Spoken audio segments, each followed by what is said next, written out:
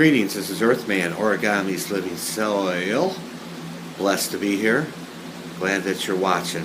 And at the end, if you like this video, if it's helpful, push like.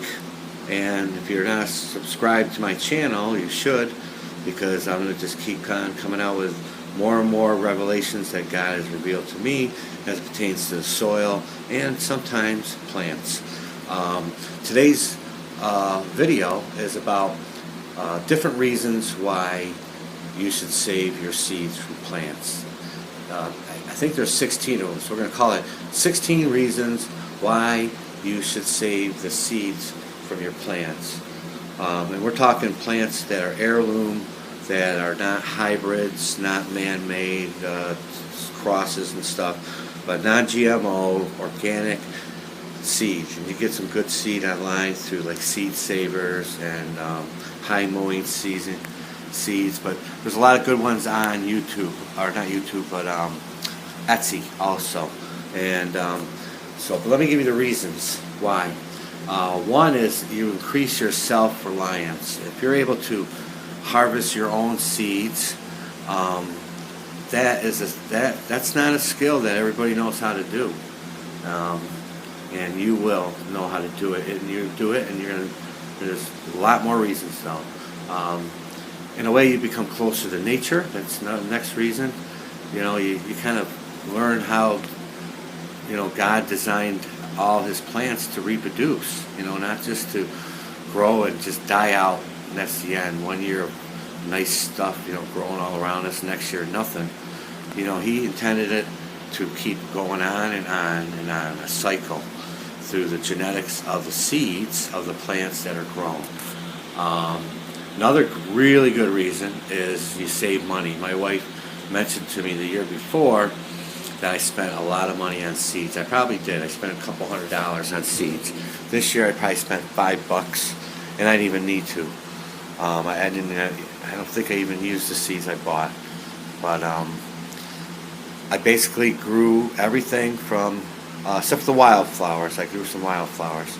But for the most part, are seeds that I saved, and I spent like I said, $5 compared to like a couple $100 the year before.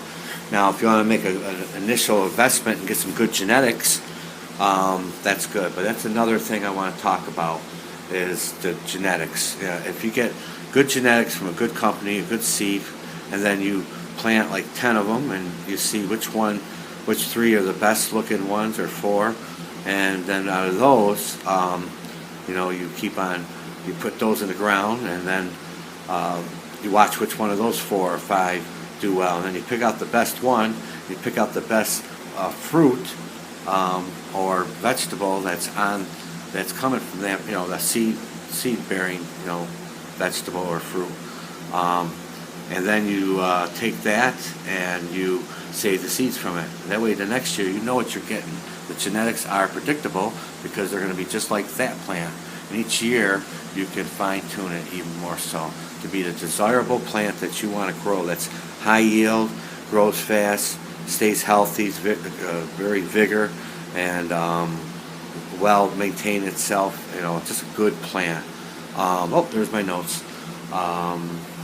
Now, another good reason is that you can spread this knowledge to people, like I'm trying to do here. But your neighbors or whatever, help people to try to be self-reliant, and grow their own food. And I'll tell you, it might be coming sooner than we hope. Some moment like that, God help us at that time. But you know what you're growing. Like I said, the genetics. That's the next reason. You know what you're growing, and it helps you take control of your food. That's another reason. You can take control of what you're eating. Non-GMO, GMO, good genetics, bad genetics, whatever the case is. And you feel connected to the land by doing this. And that's another good reason, is you feel connected to the land, and you see how the creation works. It's an amazing thing. You can adapt your variety to the local climate as the years go through. That genetics will change and get used to central New York weather, That's just how God designed it. Once again, you have the ability to breed your own varieties. Mix them up. Take a little of this, mix it with pollinated of that, and see what comes up. I have one I saved. I call it the mutant yellow cucumber. It looks like a Richmond apple cucumber, except long, and has some yellow in it too. It's like a half lemon, half cucumber, Richmond apple cucumber. It's a pretty neat looking cucumber. I didn't grow any this year, but I'm gonna next year. And I got some California Wonders, really nice pepper plants, high yielding. I picked the best of the best out of those couple plants. I know this video is going long, so bear with me. You can show off your gardening skills to everybody that you know on Facebook or whatever, your friends and neighbors, and they see how awesome your stuff is, and they think you're just the greatest, because you're going to turn around and give them some seeds. By doing this, saving your own seeds, man, you can make a lot of seeds from just a few tomatoes. I'll tell you, like 4 or 5 tomatoes, we probably let those drop if we have, a big harvest. 4 or 5, 6 tomatoes, just you use those to get your seed, and you can get a lot from that, enough to give them to other people too. And it creates memories each year. You remember how that plant grew. You kind of remember how life was back then. I remember that plant. Oh, I remember that year. I guess, you can look at it that way. Hey, don't look at my notes. You take ownership. There's more reasons here, but I don't want to take too much time. You take ownership of your own food. You take ownership of what you grow. You don't depend on anybody else.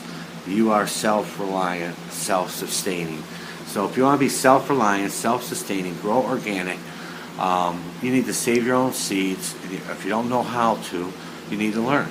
I have some videos on how to